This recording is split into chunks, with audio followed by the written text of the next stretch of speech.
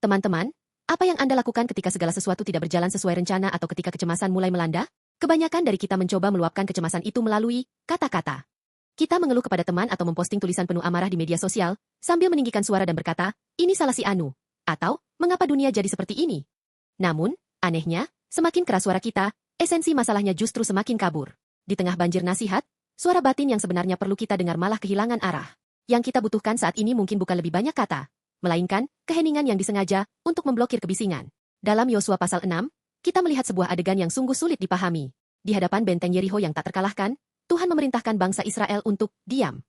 Dia berfirman, janganlah bersorak dan janganlah suaramu terdengar, sepatah kata pun janganlah keluar dari mulutmu. Ayat 10. Di sini, kata, diam, bahasa Ibrani, chasyah, bukan sekadar menutup mulut, melainkan merujuk pada penguasaan diri yang aktif, yang menjaga ketenangan batin tanpa bereaksi terhadap rangsangan luar. Prosesi aneh itu, di mana hanya suara sangkakala tanduk domba para imam yang bergema, itu bukan sekadar kesunyian.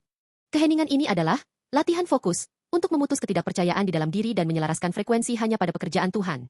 Ingatkah Anda generasi pertama Israel di padang gurun? Mereka melontarkan kata-kata keluhan pada kesulitan sekecil apapun dan akhirnya gagal masuk ke tanah perjanjian. Namun, generasi kedua berbeda. Bahkan ketika tembok tidak menunjukkan tanda-tanda akan runtuh, mereka tetap menutup mulut. Ini karena saat kita menghentikan pembicaraan yang tidak perlu, suara Tuhan yang lembut dan tenang barulah mulai terdengar. Faktanya, kesempurnaan keheningan ini dinyatakan dalam Yesus Kristus. Di atas kayu salib, Yesus menanggung segala jenis kritik, ejekan, dan penghinaan. Menghadapi provokasi, jika engkau anak Allah, turunlah. Tuhan memilih chasyah, yaitu keheningan yang kudus. Mengapa? Karena Tuhan menanggung penderitaan dalam diam alih-alih membuka mulutnya, sehingga jalan terbuka bagi suara lembut Tuhan untuk terdengar dalam hidup kita yang penuh kebisingan. Keheningan salib bukanlah ketidakberdayaan, melainkan konsentrasi kasih yang paling kuat untuk menyelamatkan kita. Bagi kita yang hidup hari ini, ada masalah-masalah yang sekeras tembok Yeriho. Saat hasil tidak langsung terlihat dan orang-orang di sekitar mengkritik kita merasa ingin bicara lagi.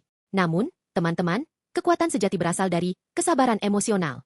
Kesabaran emosional adalah kecakapan yang sesungguhnya. Saat kecemasan datang, matikan kebisingan digital, dan ambillah waktu hening untuk menenangkan suara Anda sendiri. Saat saya diam, barulah Tuhan mulai bekerja. Kurangi kata-kata, maka esensi akan terlihat. Matikan kebisingan, maka sentuhan Yesus akan terasa.